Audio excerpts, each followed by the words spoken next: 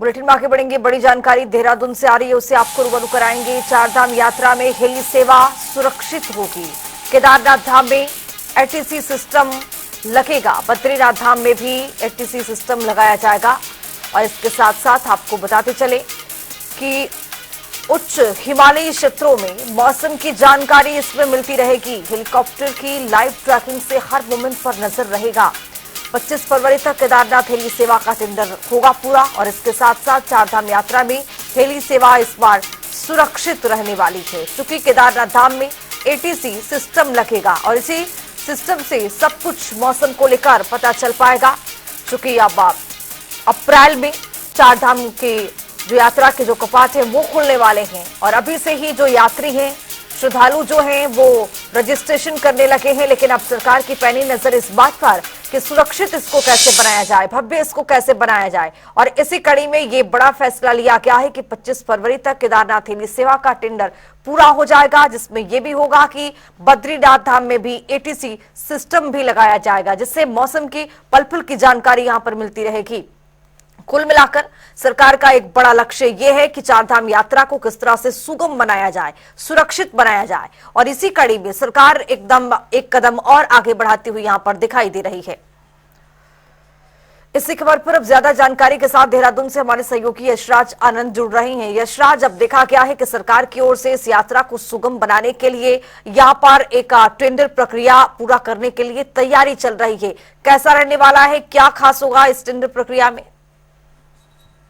जी, सबसे पहले यदि बात करें कि टेंडर प्रक्रिया की, तो इस बार टेंडर प्रक्रिया में जो है वो काफी सहूलियत दी जा रही है।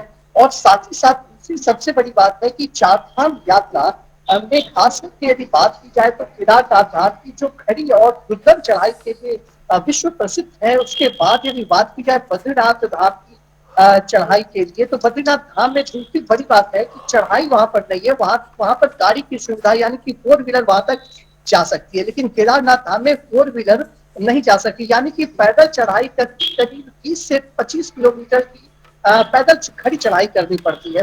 तो इसी के लिए हेलीकॉप्टर की सुविधा भी वहां पर केदारनाथ में दी गई है। वही हेलीकॉप्टर सेवा को बढ़ाते हुए वहां पर इस बार जो है, चूंकि हेलीकॉप्टर की सुविधा जो होती है, वो सबसे बड़ी बात यह है कि केदारनाथ में आए दिन एक्सीडेंट भी देखा जाता है। जैसे पिछले साल भी केदारनाथ में हेलीकॉप्टर दुर्घटनाग्रस्त हो गई, इससे पहले भी केदारनाथ में हेलीकॉप्टर दुर्घटनाग्रस्त हो गई थी। जी, इसका प्रमुख वजह एटीसी का नहीं होना है।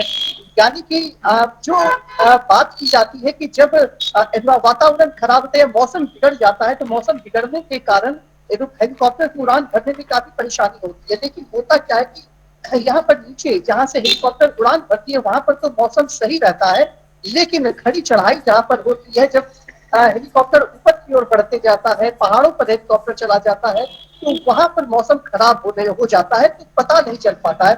इसीलिए सबसे बड़ी बात है कि एटीसी लागू किया गया, यानी कि एटीसी का नेटवर्क वहां पर जमाया जाएगा, वहां पर लगाया जाएगा, ताकि उड़ान भरने वाले पायलट को पहले ही पता चल जाए कि मौसम की जानकारी मिल जाएगी। मौसम किस दिशा में, मौसम क्या है, कितने खराब मौसम हो चुकी है, हवा किस रूप में चल रही है, हवा का रुख क्या है, हवा कितने किलोमीटर प्रति घंटे की रफ्तार से चल रही है, क्या ये मौसम अनुकूल है उड़ान भरने के लिए या प्रतिकूल है, इन सब की जानकारी होने से में हेलीकॉप्टर दुर्घटनाग्रस्त होने से बच जाएगी।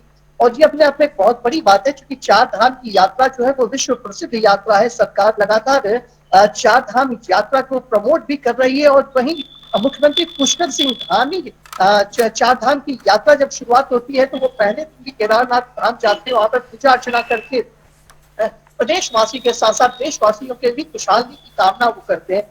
वहीं यदि बात करें तो प्रधानमंत्री नरेंद्र मोदी भी लगातार चार धाम यात्रा पर लोगों को आने का आह्वान करते हैं, और साथ ही साथ केदारनाथ में आकर के वो अक्सर केदारनाथ में आते हैं और चार धाम की यात्रा के समय और वहां पर पूजा अर्चना करते हैं।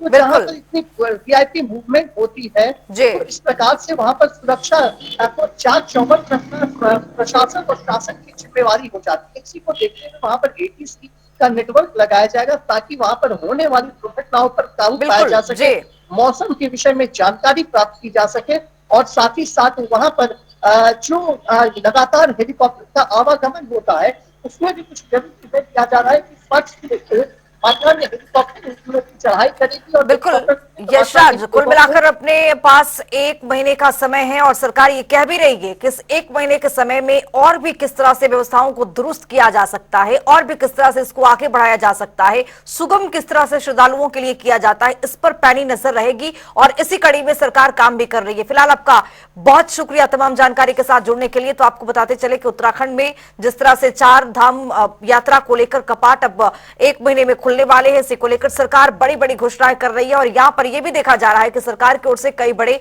यहां पर कदम भी उठाए जा रहे हैं।